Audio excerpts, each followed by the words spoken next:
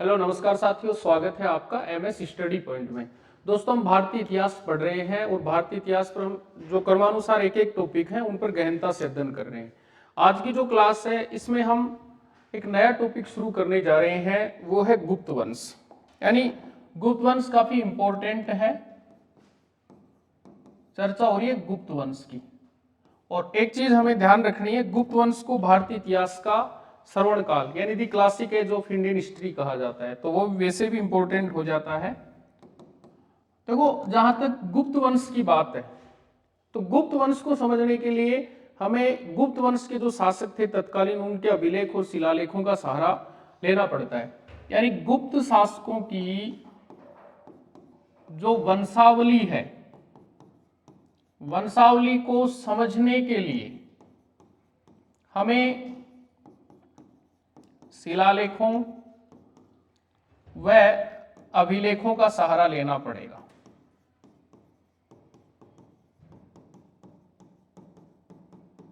अब ये जो अभिलेख और शिलालेखों का सहारा हमें लेना है, जहां से हमें गुप्त इतिहास की जानकारी मिलती है, उसमें तीन मुख्य हैं। तीन जो मुख्य हैं वो देखो बेटा कौन कौन से हैं, ध्यान रखना। जैसे पहला, समुद्रगुप्त का प्रयाग प्रशस्ति लेख। प्रयाग प्रशस्ति बोल दो, प्रयाग प्रशस्ति लेख बोल दो, बात एक ही है, समुद्रगुप्त के समय इसकी रचना हुई। इसके अलावा नंबर 2, कुमार गुप्त का विलसाड अभिलेख, इससे भी जानकारी मिलती है। इसके अलावा नंबर 3, स्कंदगुप्त का भीतरी स्तंभ लेख। इन तीनों को समझो। गुप्तों को समझने के लिए गुप्तों की जो वंशावली है उसका परिचय हमें लेना है। गुप्तों की वंशावली का परिचय लेने के लिए अभिलेखों और शिलालेखों का सहारा चाहिए। 3 गुप्त शासक ऐसे हुए जिन्होंने अभिलेख या शिलालेख अपने समय अंकित करवाए। समुद्रगुप्त का प्रयाग प्रशस्ति अभिलेख, कुमारगुप्त का विलसाड अभिलेख और स्कंदगुप्त का भीतरी स्तंभ लेख है, जिससे हमें गुप्त शासकों के वंशक्रम या वंशावली का पता चलता है। देखो बेटा, आप अपना इसमें आगे बढ़े तो ध्यान रखना है, जो गुप्त हुए, गुप्तों की उत्पत्ति को लेकर के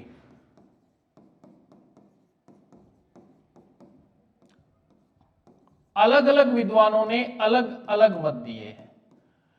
गुप्तों की उत्पत्ति के मत कि भाई इनकी उत्पत्ति कहां से हुई। जैसे नंबर 1, ये शूद्र थे।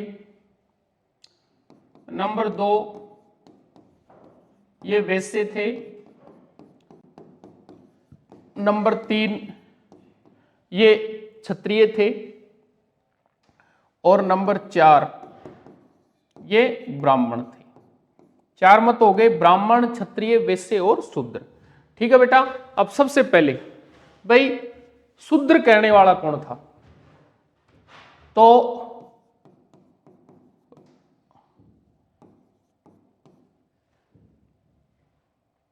रोमिला थापर जो थी उसके अनुसार ये क्या थे? शूद्र थे। वैसे केपी जायसवाल क्षत्रिय, गौरीशंकर ओझा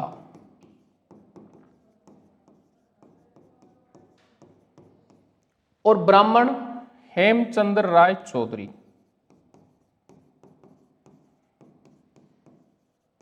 तो 4 अलग अलग मत आ गए। हेमचंद्र राय चौधरी क्या कह रहा है? ये ब्राह्मण थे। गौरीशंकर ओझा कह रहा है ये क्षत्रिय थे। केपी जायसवाल, देखो यहां थोड़ी मिस्टेक है बेटा, ये ध्यान रखना है। केपी जायसवाल इनको शूद्र मानता है। केपी जायसवाल तो क्या मानता है? शूद्र। और रोमिला थापर इनको मानती है वैश्य। ये थोड़ा सा याद रख लेना। शूद्र किसके अनुसार है? केपी जायसवाल के अनुसार। और वैश्य किसके अनुसार है? रोमिला थापर के अनुसार। ठीक है, परंतु एक चीज का विशेष ध्यान रखना है, सर्वाधिक तर्क संगत मत है ये। सर्वाधिक तर्क संगत मत है कि वो ब्राह्मण थे, और ब्राह्मण बताने वाला कौन था? हेमचंद्र राय चौधरी। ठीक है, इनका पता कैसे चलता है? अभिलेखों से या शिलालेखों से। अभिलेख जो मुख्य थे 3, वो कौन कौन से थे? समुद्रगुप्त का प्रयाग प्रशस्ति, कुमारगुप्त का विलसाड और स्कंदगुप्त का भीतरी स्तंभ लेख। देखो अब चलते हैं अपन आगे। ध्यान रखना है, अगर पूछ ले कि गुप्त वंश जो था उसका संस्थापक कौन था, तो बताना है बेटा इनके संस्थापक हुए श्रीगुप्त। कौन हुए? श्रीगुप्त, जिसने 275 ईस्वी में, ईसा पूर्व नहीं है अब, ईस्वी में प्रयाग के निकट कौशाम्बी से इस वंश की नींव रखी। कौन से वंश की नींव रखी? गुप्त वंश की नींव रखी, प्रयाग के निकट कौशाम्बी से। ठीक है, अब ध्यान दो, ये जो श्रीगुप्त हुए इनका शासनकाल 275 से 280 ईस्वी तक रहा, यानी कितने वर्ष? 5 वर्ष। इसी श्रीगुप्त को गुप्तों का आदि पुरुष कहा जाता है। प्रश्न आता है बार बार, गुप्त वंश के संस्थापक कौन हुए? श्रीगुप्त। कब? 275 ईस्वी में प्रयाग के निकट कौशाम्बी से गुप्त वंश की स्थापना की। 275 से 280 तक इनका कार्यकाल रहा या इनका शासनकाल रहा, और गुप्तों का आदि पुरुष भी इन्हें कहा जाता है। बेटा ध्यान रहे, ये जो श्रीगुप्त हुए इनके उत्तराधिकारी घटोत्कच हुए, जिनका शासनकाल 280 से 319 ईस्वी तक रहा, और इसी घटोत्कच का उत्तराधिकारी हुआ चंद्रगुप्त प्रथम। चंद्रगुप्त प्रथम गुप्त वंश का प्रथम प्रतापी शासक था, यही कारण है चंद्रगुप्त को गुप्त वंश का वास्तविक संस्थापक भी कहा जाता है। एक बार वंश क्रम दोबारा देखो, संस्थापक श्रीगुप्त है 275 से 280, उसका उत्तराधिकारी घटोत्कच है जिसका कोई इतिहास बनता ही नहीं है 280 से 319, और फिर प्रथम प्रतापी शासक आता है चंद्रगुप्त प्रथम 319 से 335। तो अब हमें चर्चा करनी है मुख्य रूप से किस पे? चंद्रगुप्त प्रथम पे। देखो चंद्रगुप्त प्रथम 319 से 335 ईस्वी। बेटा ये जो चंद्रगुप्त प्रथम था ये गुप्त वंश का प्रथम प्रतापी शासक हुआ, इसी कारण इसे गुप्तों का वास्तविक संस्थापक कहा जाता है। यह प्रश्न भी बार बार आता है, गुप्त वंश का संस्थापक पूछे श्रीगुप्त, परंतु गुप्त वंश का वास्तविक संस्थापक पूछे तो कौन है? चंद्रगुप्त प्रथम। इसने महाराजा धीराज की उपाधि धारण की। यह उपाधि बार बार परीक्षाओं में आती है। किसकी उपाधि थी? महाराजा धीराज की उपाधि। इसने लिच्छवी राजकुमारी